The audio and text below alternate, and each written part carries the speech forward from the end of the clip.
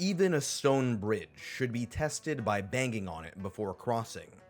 Korean proverb.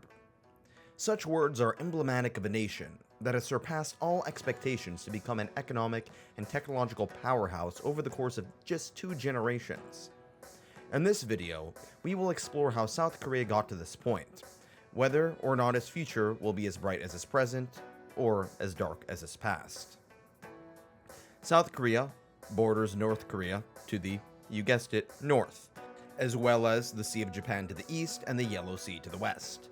South Korea is functionally an island, as this border with North Korea is called the demilitarized zone, which is a particularly stupid term since it's the most militarized area on the planet. Both countries tend to lack natural resources, but South Korea has even less, which has forced it to rely in other areas to provide economic revenue. Namely, its people. Being a peninsula, this has propelled Korea to become a maritime civilization throughout much of history, becoming master shipbuilders in the past and present, as well as fighting off pirates and pushing well above their weight along the continental shelf. This peninsula is located between 2 major, far more powerful nations, China and Japan, and this has proven to be a very difficult balancing act, both during the past and the present and most likely the future.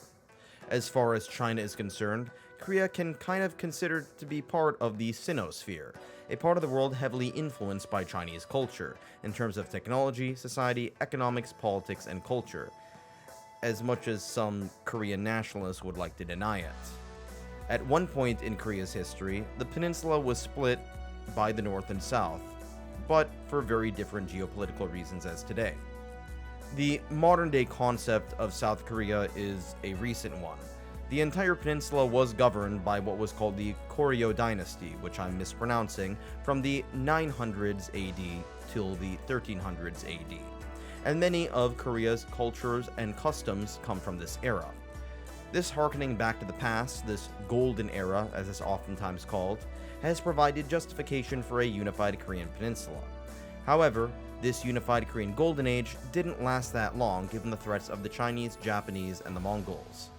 Fast forward to the 20th century, and the Korean peninsula would be under the brutal occupation of the Japanese. And it wasn't until the Americans kicked the Japanese out of the south, and the Soviets kicked the Japanese out of the north, putting up their puppet dictators on both sides. However, the puppet dictator in the north, Kim Il-sung, was far worse than that in the south. During the onset of the Korean War, the North invaded the South, leading to the UN forces, primarily made up of American soldiers, fighting in the South until China, led by Mao, sent human waves of Chinese soldiers in defense of the North. This ended up being a stalemate. This is why the border exists where it does today. It rests at a certain parallel. Now, it's worth pointing out that Western influence predated the 20th century in the Korean Peninsula, through the use of Portuguese sailors and later American missionaries who spread Protestantism. However, it wasn't until the Korean War where many Korean people came in close contact with outsiders. With vastly different cultures, American soldiers, Russian diplomats, British soldiers, and even Turkish soldiers all took a role in the Korean War. The Soviet Union played a unique role in propping up North Korea throughout the Cold War, while the US propped up the South. The US would protect South Korea and provide it with very favorable trade policies. As a result of this, South Korea became staunchly anti-communist and incorporated anti-Soviet policies and contributed to the Vietnam War. At the time, South Korea was actually poorer than North Korea, as crazy as it sounds. Knowing that it lacked resources, South Korea decided to invest in its people, investing tremendously into rigorous education. This is what would lead to the Miracle on the Han River. This came along with the heavy use of government-regulated corporations. Through education and technology, the South Koreans managed to produce a tremendous amount of high-quality goods.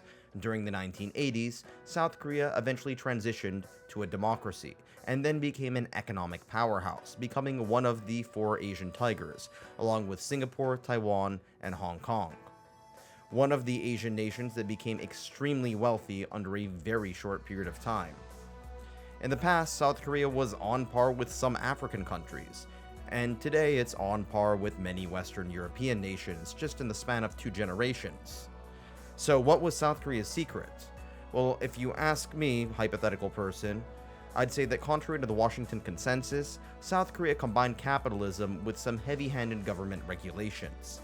American policies in terms of helping its allies, such as land reform, and basically cutting off a great deal of tariffs for Korean products, helped the South Korean economy grow tremendously, as it became a massive Cold War asset. There were also very few mines or hydrocarbon resources in South Korea, so they had to invest in their people instead. Part of this was done by connecting them to the global economy, by teaching many of them English.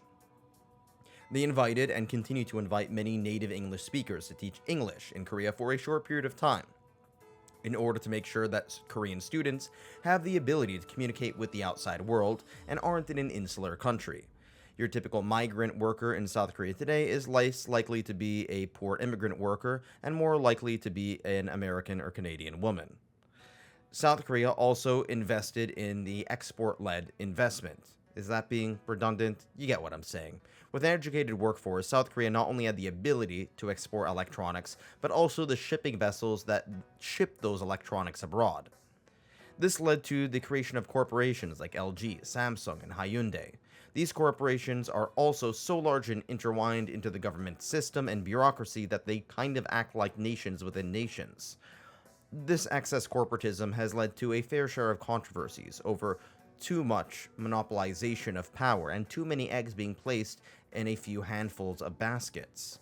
This oligopoly stifles competition and props up barriers to entry. This is in contrast to other nations such as the US and Israel, other tech powerhouses that do have a substantial amount of competition. Nonetheless, South Korea's growth is so impressive it can only be rivaled by a handful of other Asian tigers, maybe China, and maybe the oil-rich Gulf states.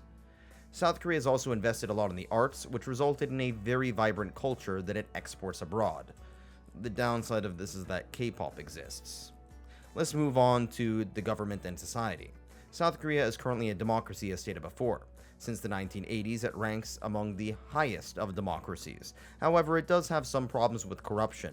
The country is also very well educated, and overall the country tends to value hard work, collectivism, and determinism.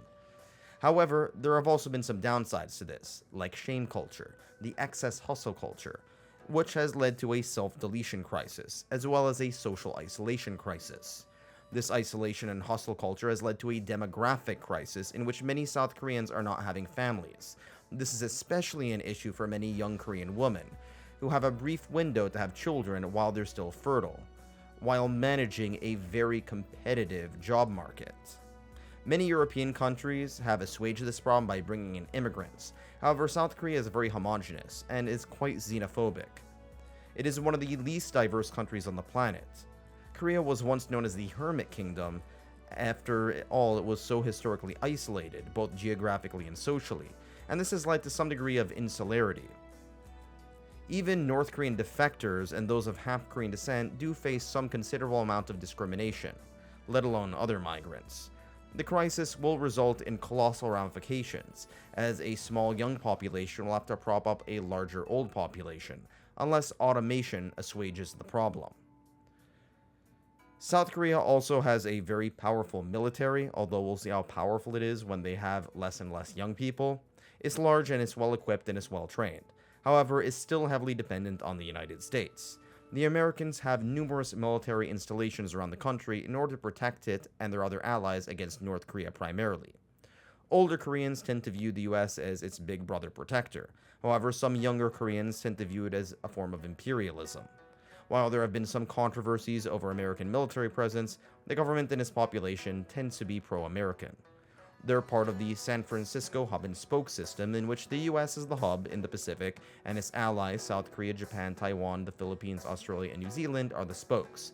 This is because, in contrast to Europe, where NATO is a multinational alliance in which everyone gets along with everyone, in the Pacific, there's a lot more tension between some of the US's allies. For example, the Koreans don't really want to tag along too much with Japan due to controversies over Japanese war crimes during World War II. Anti-Japanese sentiment is quite common in South Korea as it is in China. This anti-Japanese sentiment has been a thorn in America's foot, as it makes it very difficult for the US to coalesce its allies into a unified whole in the Pacific against China. South Korea also has a love-hate relationship with China, being very prominent when it comes to being trading partners, but at the same time, South Korea has had issues with ballistic missiles in China. On top of that, they both disagree over North and South Korea's alliance with the United States. As far as the relationship with North Korea goes, well, you've heard of this 10,000 times. They're the same ethnic group, the same people, yet one is tied to a kind of proto-communist government, quasi-communist government, and is a Chinese ally. The other one is the United States. One is totalitarian, another one is an innovator in science and technology, the other one is a backward sick joke. At the end of the day, this massive divergence between the two nations makes it very difficult to unify them. And this byproduct of the Cold War still lives on to this day. It was quite difficult to unify East and West Germany. The idea of unifying North and South Korea would be far, far more difficult, given the staggering differences in terms of wealth and poverty, as well as societal values that have emerged over the past several decades.